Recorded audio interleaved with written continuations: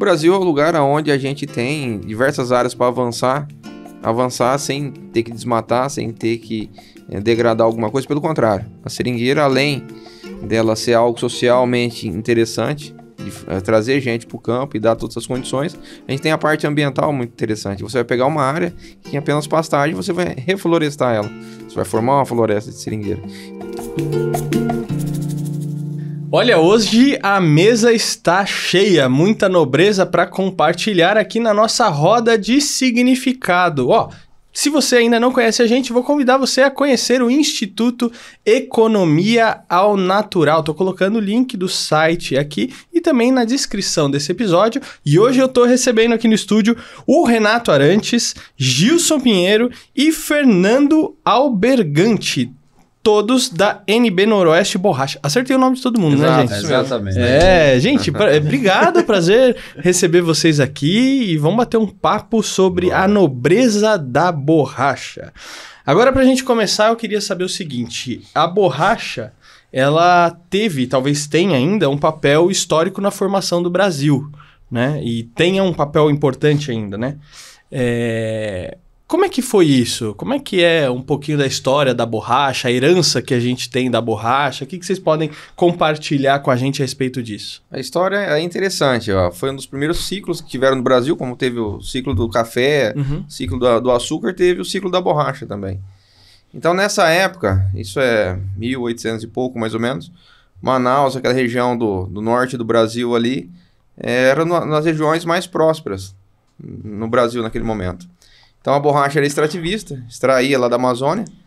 Então hoje deixou uma herança, né? Quando se fala em seringueira, todo mundo pensa que é Amazônia ainda. Mas São Paulo é o maior produtor de borracha brasileiro hoje. Então 65% de toda a borracha produzida no Brasil é paulista. 65%? 65%. É muito. Então com isso a história ficou marcada pelo norte do Brasil. Mas na verdade hoje a produção de borracha mesmo, de cultivo, porque a borracha que a gente produz aqui hoje é cultivada, não é uma borracha extrativista como foi lá no passado, é paulista, é aqui. E aí a borracha influenciou pelo mundo todo, tivemos uma história até inclusive na Segunda Guerra Mundial, onde o Brasil foi o principal fornecedor de borracha para o combate. Os americanos e todo mundo ali que lutou na Segunda Guerra Mundial, o Brasil forneceu borracha. E aí existe uma história legal, que é a história do soldado da borracha. Pouco conhecida, mas tem livro, tem uma série de informações, documentário que foram feitos. O que foi o soldado da borracha? Como precisava de muita borracha para equipar carro de combate, para equipar os frontes na guerra, o Brasil trouxe o pessoal do Nordeste, 55 mil pessoas, e levou para o norte do Brasil, levou lá para a região amazônica mesmo, na floresta, para extrair o máximo de borracha possível para poder mandar para essas áreas de combate aí.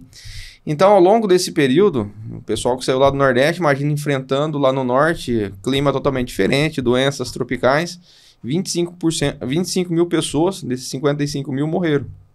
Então, se um dia reconhecerem que o Brasil, que soldado da borracha de fato ajudou no combate na Segunda Guerra Mundial, o Brasil é um dos países que mais teve baixa na Segunda Guerra. Que loucura isso! Eu não tinha a menor ideia dessa história. E é interessante porque na escola a gente estuda muito sobre o café. Sim. Todo mundo sobre o café. A gente cansa de falar. Mas borracha...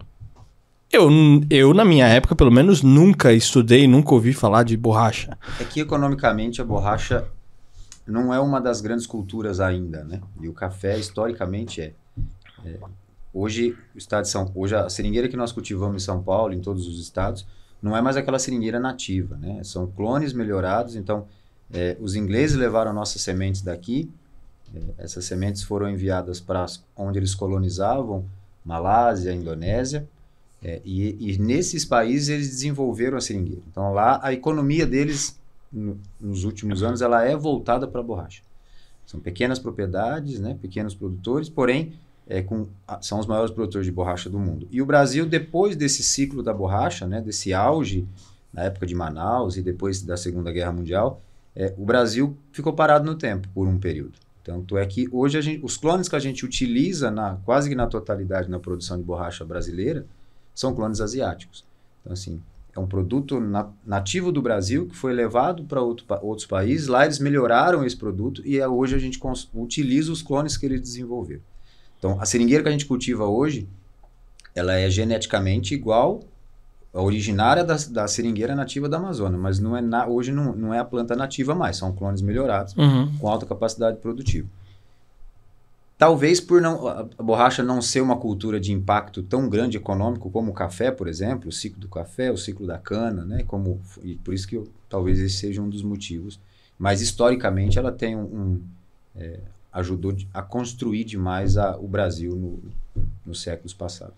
Agora, vocês comentaram que não é extrativista, é cultivada. Né? Qual que é a diferença? Extrativista é quando você tem lá As plantas nascem aleatoriamente no meio da floresta e aí as pessoas vão lá e extraem o látex lá no meio. Né? Então tem que ficar procurando as árvores, não é uma cultura, não é um plantio, não é um plantio industrial, plantio comercial, né? Onde você define linhas e distanciamento, enfim.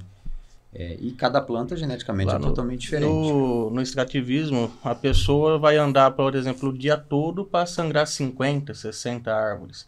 Totalmente diferente do plantio comercial hoje, que você tem um espaçamento, você consegue colocar até 1.000 plantas por alqueire, 1.060 plantas por alqueire.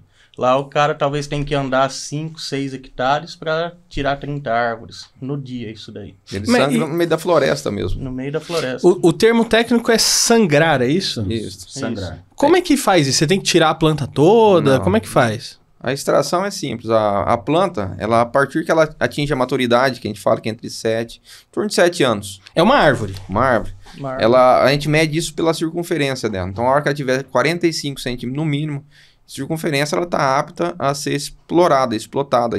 O termo certo é explotação. Então, a planta é como se fosse o dedo nosso. A gente tem os vasos sanguíneos, a planta, ao longo do tronco, ela tem os vasos laticíferos. É como se fossem as veias nossas mesmo, levando sangue, ali ela leva o látex. O que é o processo de sangria? Você faz um corte na planta, tem toda uma técnica para isso. Esse corte, ele rompe os vasos laticíferos e aí começa a exudar látex. Então, a cada 4 dias a pessoa volta lá e machuca de novo a planta. Então, a hora que ele rompe novamente aquela casquinha que cicatrizou o ferimento, ela volta a exudar látex novamente. Então, esse é o processo, de forma simplória, dizendo de extração de látex. É a sangria, a planta está sangrando mesmo. Por isso que o termo é sangria. E tem uma hora que ela para de dar látex, não? Tem. A seringueira, né, por ela ser uma planta nativa, daqui ela vai respeitar essa essência nossa aqui. Então vai ser respeitar as estações do ano. Então você vai ter o outono, do outono para o inverno, a derrubada de folha. Você tem que dar esse descanso dela de 1 mês e meio a 2 meses até ela reenfolhar, para depois você continuar a extração dela. Então você vai ter de 10 a 10 meses e meio de safra no ano. Você tem esse período que ela perdeu a folha, ela não vai ter a produção. A seringueira é uma cultura que talvez uma das únicas que proporciona isso, porque ela tem um ciclo novo de folha a cada ano. Como ele falou, no inverno essas folhas caem. E quando a folha cai, é como se a planta começasse do zero tudo de novo.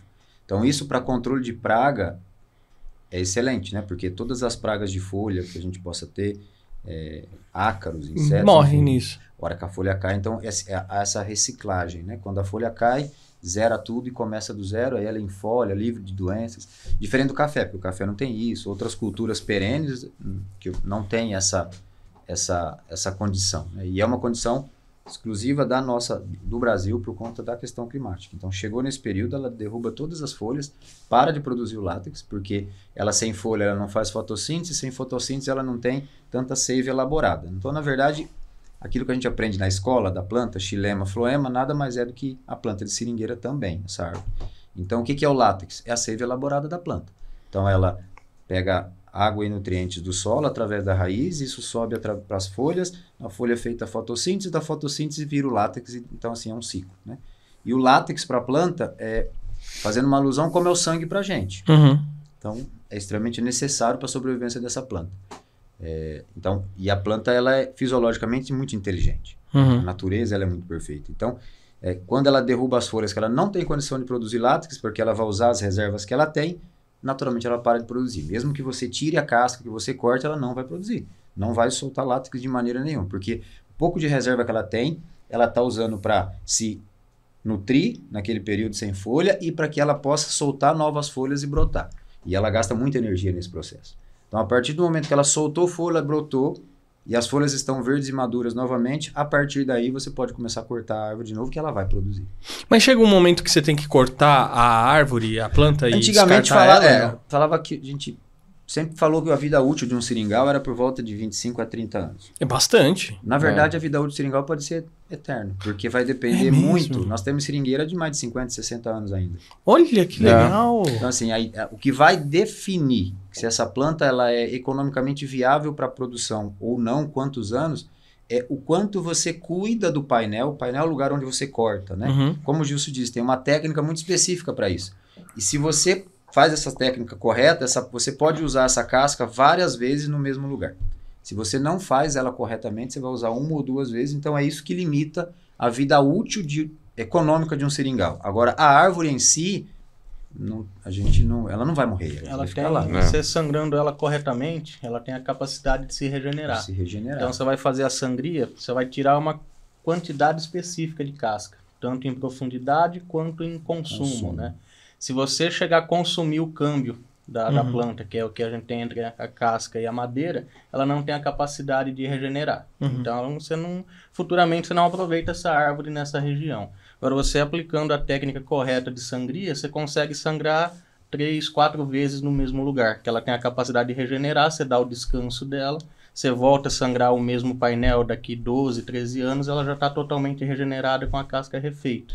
Então depende tudo da condução, de como você conduz, com qualidade, com técnicas próprias para isso.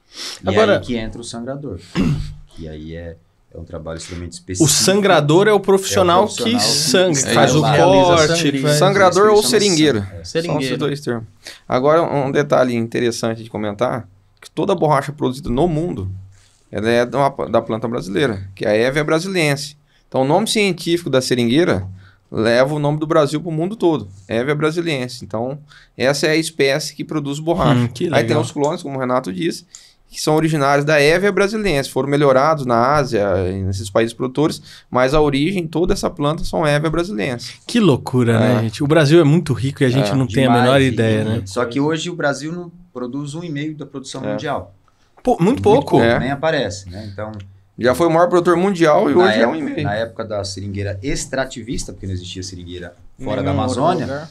o Brasil foi o maior produtor do mundo. Hoje o Brasil produz 1,5% da produção no máximo. Nossa, mas é muito pouco. Não é nada. Então é por isso que é uma cultura que, se você olhar para as grandes culturas, é muito difícil a gente ter política agrícola ou política pública específico para a seringueira. Né? Porque se você pegar o que ela movimenta é muito dinheiro, mas se você comparar a cultura da seringueira com as outras grandes culturas que a gente tem, café, milho, soja, cana-de-açúcar, laranja. citros, mesmo a bovinocultura, tanto de corte quanto de cria e recria, ela é muito pequena, essa fatia do que a borracha brasileira gera de riqueza em dinheiro. Então é por isso que também poucas pessoas conhecem, mas é uma planta extremamente... Mas tem espaço para crescer? Muito. O Brasil Tem. talvez seja um dos poucos países no mundo onde a gente tem área suficiente para crescer. E aonde que a gente pode crescer a área de seringueira no mundo? Hoje tem um apelo muito grande com a questão de desmatamento, né? Então, tanto é que tem a norma da União Europeia, ela foi prorrogada, mas a partir de janeiro de 26 ela deve entrar em vigor, onde não só a borracha, mas algumas outras culturas no Brasil já passam por esse processo. Então, para esse produto entrar na União Europeia, eles precisam ter a garantia de que ele é oriundo de áreas onde não tem desmatamento a partir de 2020. Bom, pois bem, aonde que a gente tem área para plantar seringueira? No Brasil, nós temos muitos hectares, milhares de hectares com pastos degradados. Né? Então, essa é a área foco de plantio no mundo e no Brasil, principalmente. Então, hoje, se a gente... inclusive, nós fizemos um trabalho agora bem recente, terminamos, onde nós vamos apresentar para as pneumáticas, que são as indústrias que compram o látex para fazer pneu. 85% da produção da borracha mundial é destinado para a fabricação de pneu. No Brasil não é diferente, mas no mundo inteiro. Então, tudo que produz no mundo, 85% é para a indústria pneumática, que na sua totalidade, as várias marcas a gente conhece no mundo todo. Então, qualquer pneu, qualquer pessoa que tem um carro, uma bicicleta, uma moto, está usando borracha natural. Né? Então, isso, a União Europeia, com essa normativa deles, não se pode desmatar mais para plantar nenhuma outra cultura, especificamente seringueira. E o Brasil tem muito pasto degradado, né? Nós temos uma área de pastagem, pelo trabalho que a gente fez, nós temos mais de 3 milhões de hectares disponível para plantio de seringueira no Brasil, em áreas onde são áreas propícias a plantio, né? Nós tivemos grandes projetos no passado no Brasil de plantio que deram errado. A Fordlândia é um deles, porque a seringueira foi plantada numa região onde, depois que fez esse grande projeto, que a Ford instalou os seringais e fez vilas, enfim, hoje inclusive a cidade tinha o nome de Fordlândia, cidade abandonada. O Gilson visitou.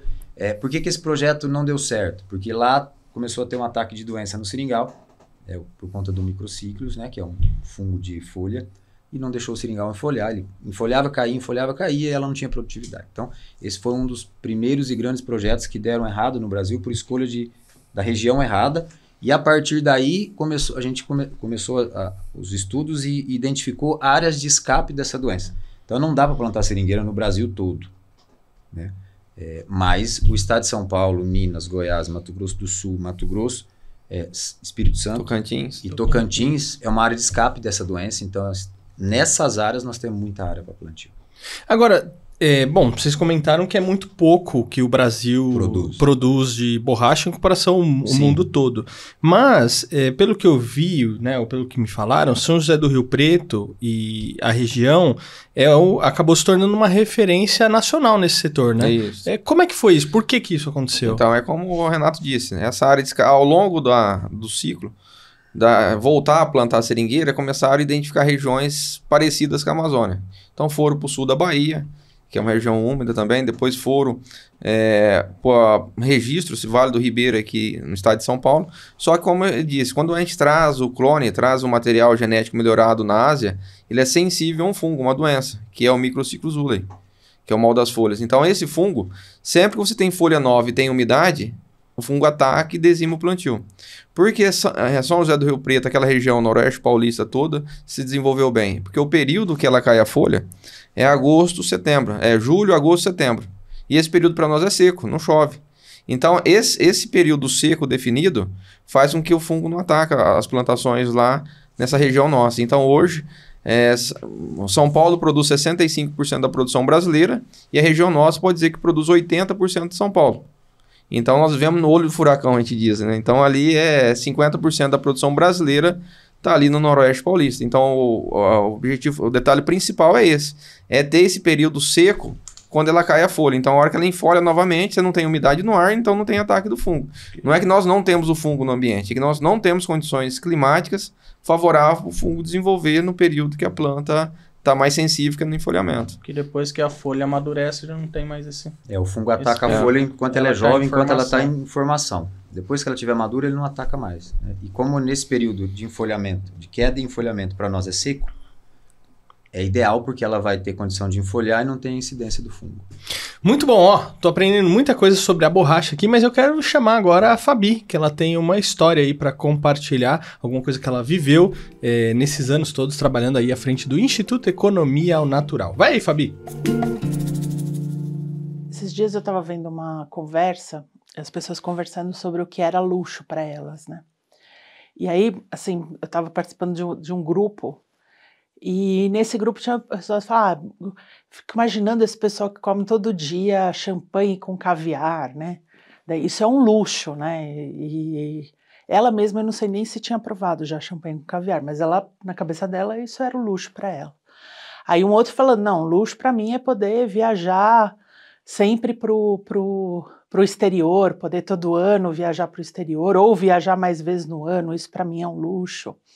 Aí um outro dizendo, não, para mim luxo, putz, ter um carro, eu nem lembro a marca que falou, mas era um carro importado, enfim, para ele isso era luxo.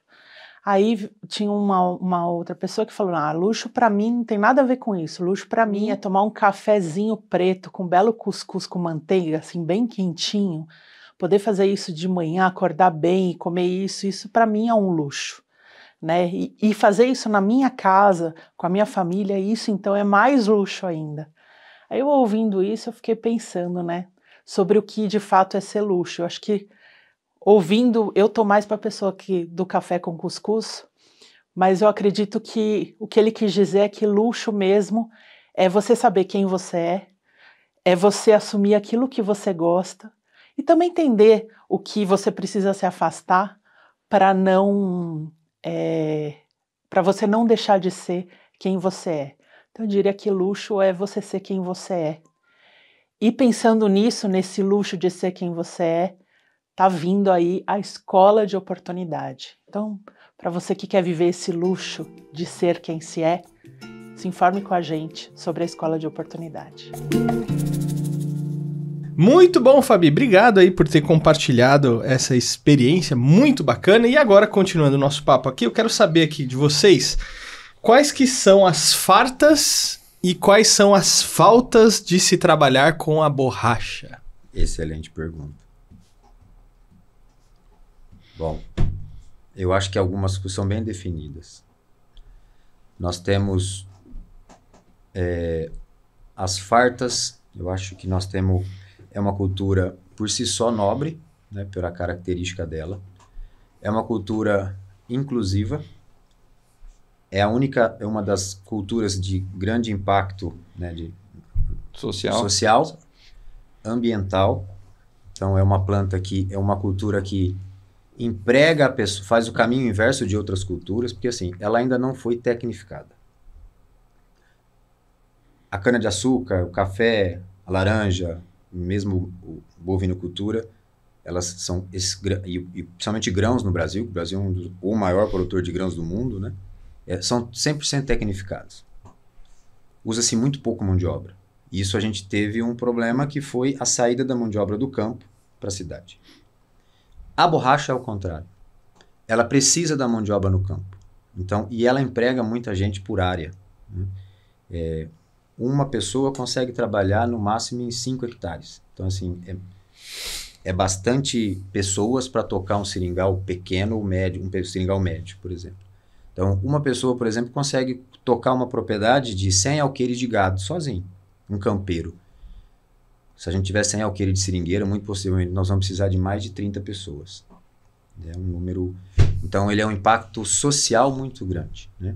E ele faz com que as pessoas possam se fixar no campo. É uma cultura, a borracha é uma commodity, cotada em bolsa, tem seus altos e baixos, como qualquer commodity, é uma cultura que passa por todas as influências econômicas do mundo, como qualquer outra, porém é uma cultura extremamente rentável. Financeiramente, para a remuneração das pessoas que trabalham, ela é a cultura que, sem dúvida nenhuma, melhor remunera. Sem dúvida nenhuma. Então, assim, é uma cultura por si só nobre, tudo aquilo que ela proporciona. Por outro lado, as faltas, eu acho que são as próprias pessoas, só um parênteses, né? A maioria das seringueiras no Brasil, especificamente em São Paulo, são tocadas no sistema de parceria agrícola. Na época do café era muito comum isso. Inclusive os contratos de parceria agrícola que a gente utiliza é o desenvolvido pelo Estatuto da Terra lá atrás para a cafeicultura e ele foi adaptado para a seringueira. Então eles não são basicamente funcionários na totalidade. Existem seringais tocados na CLT, mas a grande maioria em São Paulo é parceria agrícola. Então isso dá uma flexibilidade muito grande para as pessoas, para elas executarem o trabalho dela e elas ganham a produção, o dinheiro delas de acordo com quanto elas produzem.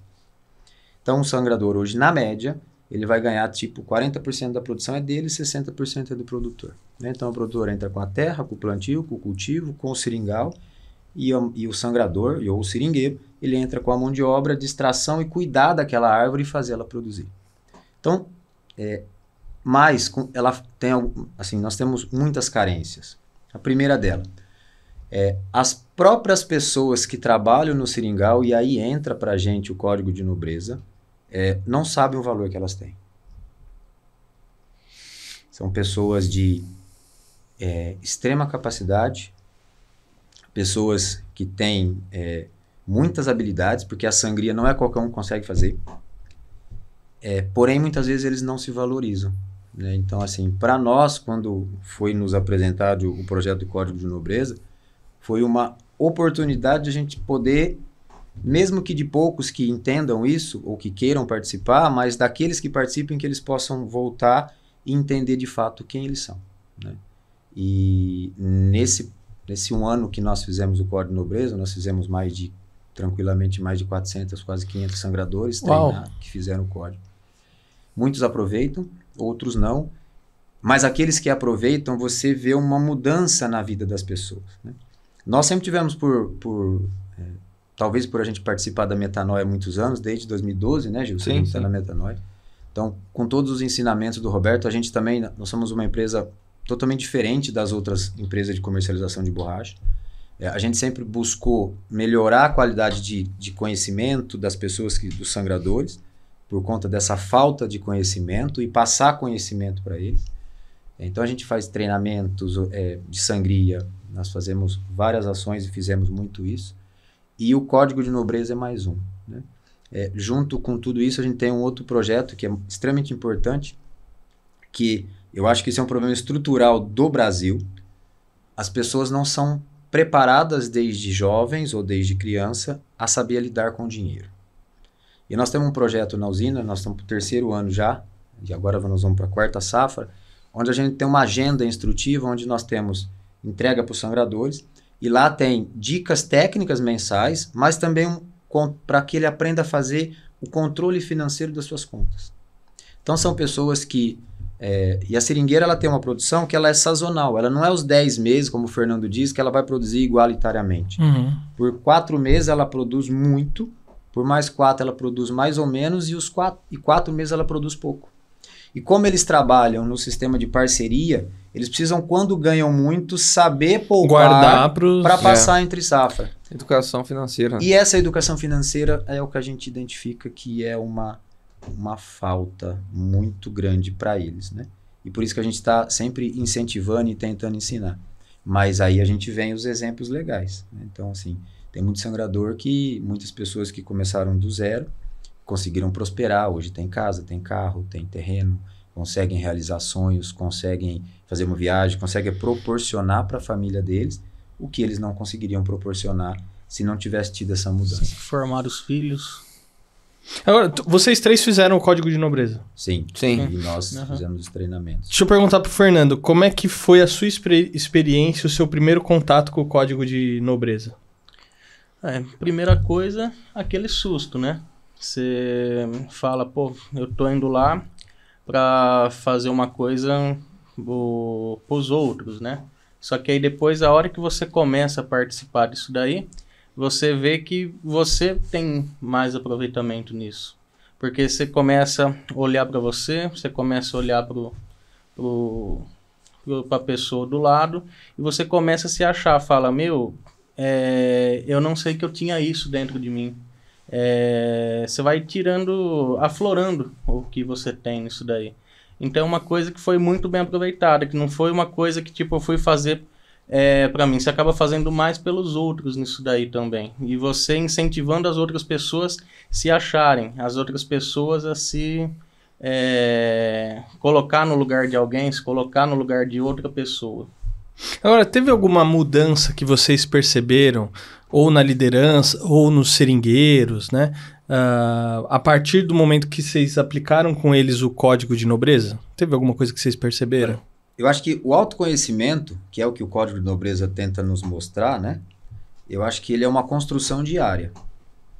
Porém, é muito nítido na maioria das pessoas que muitas coisas que a gente identificava que eles tinham como possibilidade de melhora, isso eles já conseguiram superar. Então, a primeira coisa que eu acho que melhorou foi a autoestima. A partir do momento que a gente colocou todos os nossos meninos de campo, e tem mais, né? Não é só o Fernando, tem o João, tem o Guilherme que nos ajudou, tem a Graziella que nos ajudou a fazer todo, junto com a equipe de compras. Tem o Rafael, tem o Eduardo, né? Tem o Janilson e a Marina que também fazia parte quando nós fizemos o projeto. Então, todas essas pessoas, aí você começa, e como a gente convive muito tempo juntos, né? Há muitos anos, você identifica que foi bom para quem aplicava o Código de Nobreza, porque você começa a ver que algumas coisas já houve mudança, né? Você passa a ver aquela pessoa que você está aplicando o código não só como alguém que está ali trabalhando, que você vai lá passar a instrução, mas que ela tem uma família, ela tem um problema familiar, que depois disso ela foi atrás de tentar resolver, ela se tornou uma pessoa melhor com isso daí também. E o interessante é que o pessoal que trabalha, geralmente é conjunto familiar. Então, como o Renato disse, além desse tal do seringal, traz o homem para o campo. Então, o trazer para o campo é trazer a família toda. Tem as casas nos seringais e as pessoas residem no seringal. Então, ali está marido, mulher, filhos, todos ali trabalhando em conjunto. Então, quando a gente aplica o Código de Nobreza, na maior parte das vezes, você inclui a família toda. Então, a hora que as pessoas passam a entender os valores de cada um, a forma de se auto-conhecer, a forma de se relacionar e a forma, inclusive, da relação nossa com eles, muda muito. Então, a hora que a gente termina, que o pessoal, você vê no rosto deles que a expressão, poxa, eu não sabia o que era tudo isso. Então, o que você dá, você ressignifica as pessoas. Então, o que a gente, de fato, passou a ver melhor é isso, é esse autoconhecer é o que faz a pessoa, de fato, se sentir orgulho dela, sentir orgulho do trabalho dela, que muitas das vezes eles acham que eles fazem um trabalho ali que não é significativo. E não é, pelo contrário. Eles são extremamente importantes para a sociedade, extremamente importantes para toda a estrutura. Então, quando a gente passa a olhar eles, é aquele termo que fala, eles não são mais invisíveis. Eles falam, poxa, tem alguém olhando por nós. Então, um exemplo, Noroeste Borracha não é apenas compra de borracha. Está mostrando aqui para nós algo que é muito além do que é o seringal, do que é a produção, do que são as técnicas. É mostrando para nós, de fato, o nosso valor como pessoa, como ser humano. Então, a hora que a gente leva essa visão, a hora que a gente muda a visão exclusivamente da produção, da borracha mesmo em si, leva para o interior deles, para eles entenderem eles como pessoa. E aí esse grupo familiar, esse grupo de pessoas que trabalham ali e se convivem todos os dias, a gente sente de fato uma mudança ali da relação entre as pessoas. Tem alguma história bacana, depois que vocês aplicaram o código, que às vezes vocês conseguem compartilhar, de alguém que compartilhou com vocês ou falou com vocês e que achou legal? Tem muito depoimento, né? Tipo, e as pessoas logo depois que elas fazem, elas ficam muito agradecidas. Mas tem uma coisa assim que nós temos muitos sangradores, eles são analfabetos ou semi-analfabetos, né? Por não terem tido oportunidade de estudo no passado. E essas pessoas, geralmente, quando a gente ia fazer o código, aplicar o código de nobreza, eram as pessoas mais resistentes em entender aquilo que a gente estava tentando passar. No começo, na primeira turma, inclusive, que eu percebi isso, e como era a minha primeira turma que eu estava fazendo, você fala, o que eu vou fazer agora? Só que aí, com o passar enquanto você vai fazendo e vai desenrolando, né, ali todo aquele processo junto com eles, você passa a entender que, na verdade, a resistência principal no início era um medo. O medo de dizer que, como tem que escrever, e falar, não sei escrever. Então, uma das pessoas, um dia, num dos primeiros turmas, ele falou, não vou fazer isso, não quero fazer isso. Eu falei, por que você não? Porque eu não quero fazer. Eu falei, tá bom, então eu toquei, e a partir daí eu identifiquei que ele alguém me falou na hora, falou, ele é analfabeto, ele não consegue escrever. E aí eu me aproximei dele e falei, você quer que a gente ajude? Ele falou, tá bom, vamos tentar. E enfim, e depois essa pessoa se soltou e ele ficou extremamente grato no final de tudo isso. Por quê? Por ele não ter o conhecimento da leitura e da escrita, ele achava que ele era incapacitado de fazer aquilo. E no final, a hora que você descobre os valores que essas pessoas têm, você começa a repensar um monte de coisa, né? Então, para mim, essas experiências, como o Fernando disse, eu acho que eu aprendi mais aplicando o código de nobreza com eles do que talvez eles... O contrário. Que legal, gente, que legal. Agora, pra gente fechar o nosso bate-papo, eu aprendi muita coisa com vocês e pude ver e enxergar quanto é nobre realmente essa questão da borracha que a gente tem aqui no Brasil. Eu acho que a gente tem muito mercado ainda para avançar e para crescer, porque 1,5% é muito pouco. Eu acho que a gente precisa alavancar essa borracha aí no Brasil. Agora é o seguinte, se a borracha pudesse falar, o que ela diria sobre o Brasil de hoje? A borracha de hoje, principalmente aqui no Brasil, eu diria que nós somos de uma forma muito sustentável. Como o Renato disse, diante de todos os países asiáticos, quem de fato produz borracha no mundo, hoje a Ásia produz 92% da borracha mundial, está lá. O Brasil é o lugar onde a gente tem diversas áreas para avançar sem ter que desmatar, sem ter que degradar alguma coisa, pelo contrário. A seringueira, além dela ser algo socialmente interessante, de trazer gente para o campo e dar todas as condições, a gente tem a parte ambiental muito interessante. Você vai pegar uma área que em apenas pastagem, você vai reflorestar ela. Você vai formar uma floresta de seringueira. Então, o que eu vejo é isso. Eu acho que, com o passar dos anos, a seringueira pode falar que é relativamente nova no estado de São Paulo, da década de 70 para cá. O que evoluiu, não apenas em produtividade, mas eu vejo pelo lado humano, pela forma de lidar com as pessoas, de lidar com essa relação, até mesmo porque é aquilo que a gente disse, né? O seringal, o cara é um sócio do seringal, ele tem 40% de um negócio que foi plantado e conduzido, e o cara entra lá com a qualidade do trabalho dele, com a dedicação dele, e ele vira sócio em 40% do negócio. Então eu acredito que a borracha pode dizer que nós evoluímos bastante. Então passamos a olhar o negócio como um todo, como algo de fato sustentável. Essa é a visão que eu imagino. Não sei os demais. Olha, eu estou tentando fazer uma ligação da planta da seringueira com o momento atual que o Brasil vive. Né? E eu acho que a natureza por si só ela nos ensina muita coisa. E a planta da seringueira, ela é uma árvore que o tronco dela, com o passar dos anos, para explorar, a gente vai machucar ela, ou seja, vai tirar a madeira. Isso vai machucar a planta. Só que ela tem uma capacidade impressionante de se regenerar, e a cada novo ciclo de folha que ela vai desenvolver, que ela joga folha e inicia um novo ciclo, ela continua crescendo. A planta ela nunca para de crescer.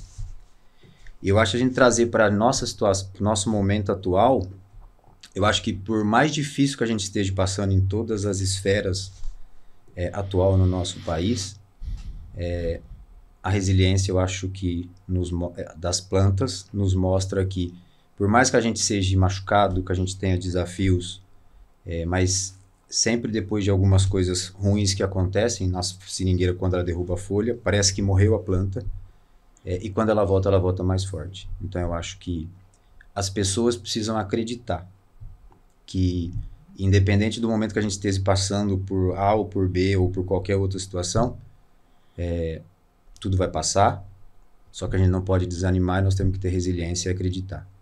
Acreditar naquilo que nos sustenta aqui nesse plano, né, na Terra, e que nada é em vão, mesmo as dificuldades que a gente passa.